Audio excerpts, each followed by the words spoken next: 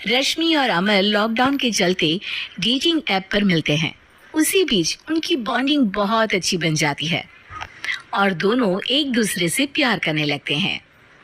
बस लॉकडाउन खत्म होते ही चटमंगी पट शादी। उससे पहले घर में बात तो कर लो। अरे माँ पापा कभी मना नहीं करेंगे। अमर की बात सुन रश्मि खुश हो जाती है। ऐसे ही दिन बीतते हैं और देखते ही देखते लॉकडाउन खुल जाता है, जिसके अगले ही दिन अमर अपने परिवार के साथ रिश्ता लेकर रश्मि के घर पहुंच जाता है।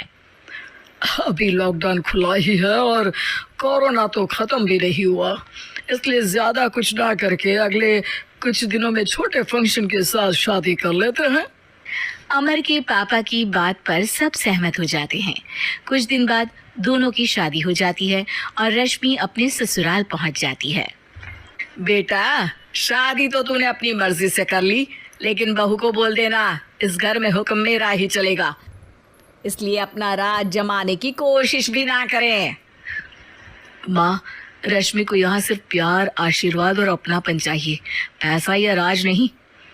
बेटी की बात पर सास मुंह बनाए वहां से चली जाती है और अब वो हर रोज रश्मि को परेशान करना और ताने देना शुरू कर देती है।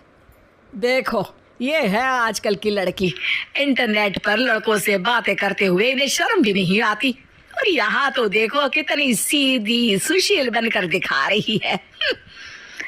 मम्मी, शादी के रिश्ते वाले इंटरनेट ऐप से जब किसी को कोई दिक्कत नहीं है, फिर डेटिंग ऐप के जरिए मिलना किस तरह गलत हो सकता है? रश्मि के डेटिंग ऐप वाली बात सुन उसकी हैरान सास तुरंत तुनक कर पूरे घर को सिर पर उठा लेती है, जिसकी आवाज सुन अमर और उसके पापा भी वहां आ जाते हैं। हाय मेरी माता, इतना बड़ा झूठ! डेटिंग ऐप को इंटरनेट के जरिए मिली है बोलकर इस कलमुही को मेरे सर ला बिठा दिया। अरे नास पिटी, तुझे जरा भी शर्म नहीं आई?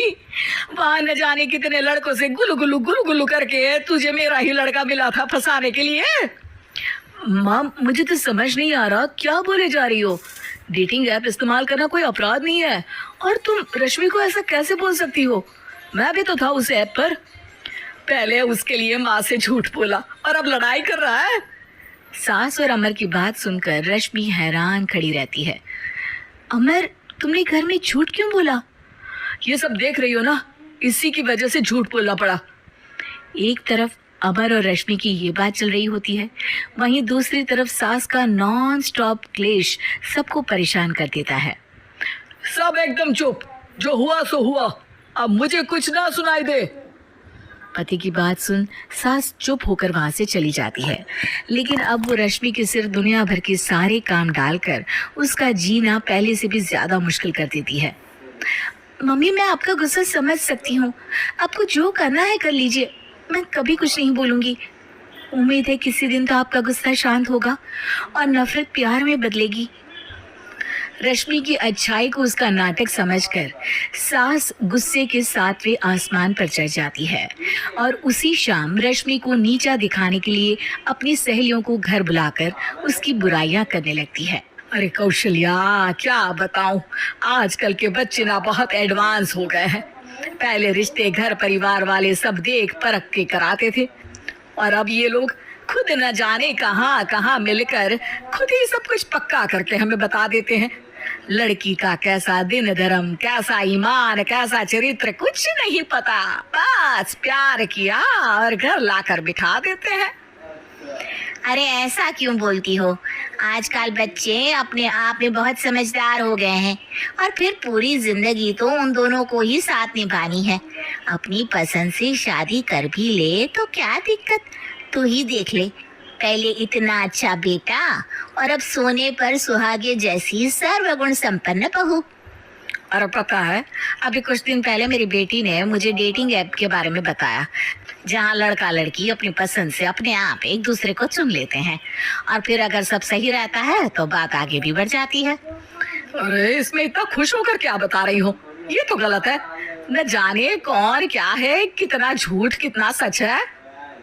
अरे पर सोचो, जब तुम किसी के बताए रिश्ते को देखने जाते हो तो क्या एक ही बार देखने से सच झूठ का पता लगा सकती हो? जरूरी नहीं कि बच्चों का लिया फैसला हमेशा गलत हो।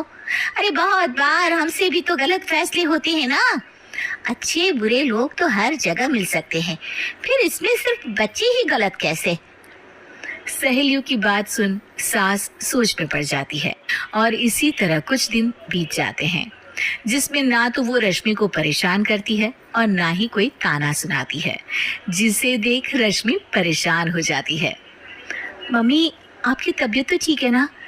कुछ दिनों से देख रही हूँ आप मुझे कुछ बोलती ही नहीं। तो मेरा परेशान करना ज्यादा अच्छा लगता है क्या? नहीं, आपकी शांति उससे ज्यादा परेशान कर रही है। शांति इसलिए है क्योंकि मुझे एहसास हो गया है कि गलत तुम लोग नहीं, मेरी सोच है। प्यार तो एक सुंदर एहसास और शादी खूबसूरत साथ है। अगर ये साथ सच्चा है तो कहीं पर भी किसी भी तरह जुड़ा हो उससे कोई फर्क नहीं पड़ता। आप कौन है? इतनी अच्छी बातें मेरी पत्नी तो नहीं बोल सकती। क्या आप भी?